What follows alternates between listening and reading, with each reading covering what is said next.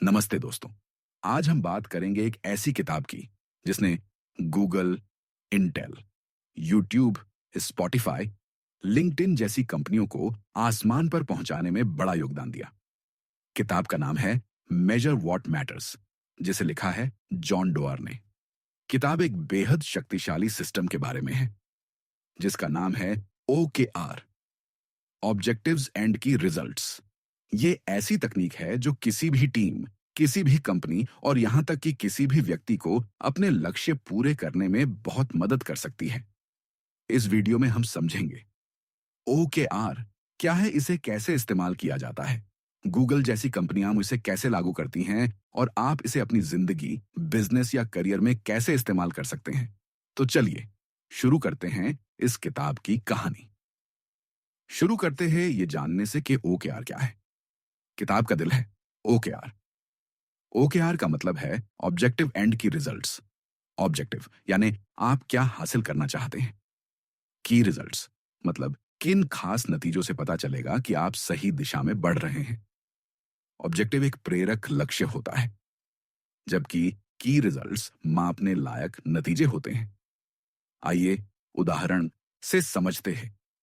Objective, मेरी company का customer अनुभव बेहतर बनाना। की रिजल्ट्स, कस्टमर संतुष्टि स्कोर को 60 से 85 तक ले जाना।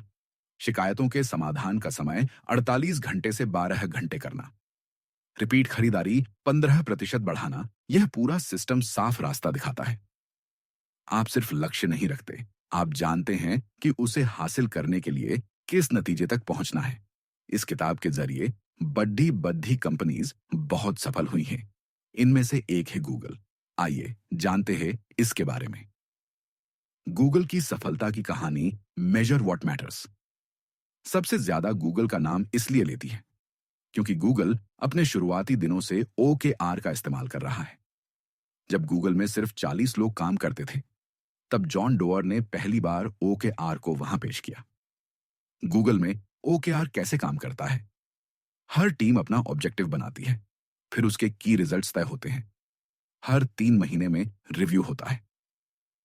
टॉप से लेकर नए कर्मचारी तक सभी के OKR साफ होते हैं। इस साफ सुथरी प्रक्रिया ने गूगल को तेजी से बढ़ने दिया।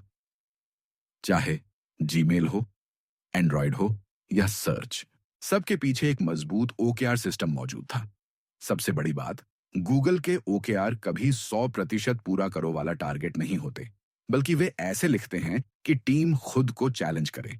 अगर वे 70% भी पूरा कर लें, तो माना जाता है कि काम अच्छा हुआ है। OKR क्यों काम करता है? किताब बताती है कि OKR सिर्फ एक मैनेजमेंट सिस्टम नहीं है, ये काम को बेहतर तरीके से सोचने का तरीका है। OKR क्यों असर करता है? इससे लक्ष्य साफ हो जाते हैं।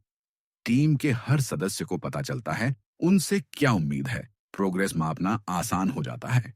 ध्यान भटकाने वाली चीजें कम हो जाती हैं। पूरी कंपनी एक ही दिशा में चलता है। जब कोई कंपनी OKR अपनाती है, तो काम सिर्फ ज्यादा नहीं होता, सही दिशा में होता है। किताब के 4 बड़े स्तंभ जॉन डोआर बताते हैं कि OKR 4 मुख्य ताकतों पर टिका है। 1, फोकस एंड कमिट। OKR आपको सीमित लेकिन महत्वपूर्ण लक्ष्यों पर ध्यान देना सिखाता है। अक्सर कंपनियां और लोग कई कामों में हाथ डाल देते हैं। OKR कहता है थोड़े लक्ष्य रखो, लेकिन पूरे दम से। 2, अलाइन एंड कनेक्ट। टीम तभी मजबूत बनती है जब सबका लक्ष्य एक दिशा में हो। OKR हर कर्मचारी को बताता है कि उनका काम बड़ी तस्वीर में कैसे मदद कर रहा है। इससे जुड़ाव और साफपन बढ़ता है। 3, ट्रैक। OKR बिना मापे नहीं चलता। नतीजों की नियमित जांच होती है। जरूरत पड़े तो बदलाव किया जाता है। यानी OKR लिखकर भूल जाने वाला सिस्टम नहीं है, ये बेहद सक्रिय मॉडल है। 4, स्ट्रेच। OKR प्रोत्साहित करता है कि लक्ष्य थोड़े ऊंचे रखे जाएं। ऐसे लक्ष्य जो कोशिश कराने के लिए प्रेरित करें। अगर 70% भी पूरा हो जाए, तो भी बड़ा सुधार दिखता है। OKR को सही तरीके से कैसे लागू करें? किताब कहती है कि OKR लिखना आसान है, लेकिन लागू करना एक कला है। आइए इसको लागू करने के कुछ आसान नियम जान लेते हैं जो इस किताब में बताए गए हैं। 1, ऑब्जेक्टिव प्रेरक होना चाहिए, ऐसा कि टीम पढ़े तो लगे। हाँ, ये जरूरी है। सिर्फ सेल्स बढ़ाना। ऑब्जेक्टिव नहीं है। हमारी मार्केट मौजूदगी को मजबूत बनाना एक बेहतर ऑब्जेक्टिव हो सकता है। 2, की रिजल्ट्स बिल्कुल साफ और मेजरेबल हों, बेहतर बनाना, तेजी लाना, अच्छा करना, ये की रिजल्ट्स नहीं है। नंबर्स में लिखें तभी असर होगा। 3, ओकेआर को सार्वजनिक बनाएं, पूरी कंपनी एक दूसरे के ओकेआर देख सकती है। इससे पारदर्शिता और जिम्मेदारी बढ़ती है। 4, समय सीमा तय करें, कभी 3 महीने के ओकेआर, कभी 1 साल के, लेकिन समय साफ होना चाहिए। 5, हर हफ्ते प्रोग्रेस चेक करें, ये बहुत जरूरी है। कई लोग ओकेआर सेट तो करते हैं पर रिव्यू नहीं करते और इसके चलते सिस्टम कमजोर हो जाता है। पर्सनल ओकेआर भी काम करते हैं। किताब यह भी बताती है कि ओकेआर सिर्फ कंपनियों के लिए नहीं, किसी भी इंसान की जिंदगी में लागू हो सकता है। उदाहरण के तौर पे ऑब्जेक्टिव, अपनी सेहत बेहतर करना। की रिजल्ट्स, वजन 4 किलो कम करना, रोज 30 मिनट चलना, चीनी की मात्रा आधी करना, किताब से निकले कुछ सोने जैसे सबक। एक लक्ष्य लिखो, किस्मत बदलेगी। कई लोग बस सोचते रहते हैं। ओकेआर लिखने का सिस्टम सोच को कार्रवाई में बदलता है। 2, सफलता की कुंजी है। टीम को दिखाओ कि उनके काम का महत्व क्या है, जब लोगों को लगे कि उनका काम बड़ी सफलता का हिस्सा है। 3, चुनौतियों वाले लक्ष्य ही विकास लाते हैं, आसान इस ओकेआर सिर्फ अच्छा महसूस कराते हैं।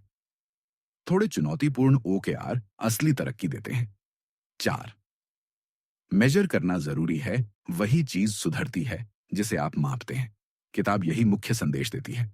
तो हमारी पूरी बुक समरी को अगर कंक्लूड करें तो ये कह सकते हैं कि मेजर व्हाट मैटर्स एक ऐसी किताब है जो सिर्फ मैनेजमेंट की थ्योरी नहीं देती।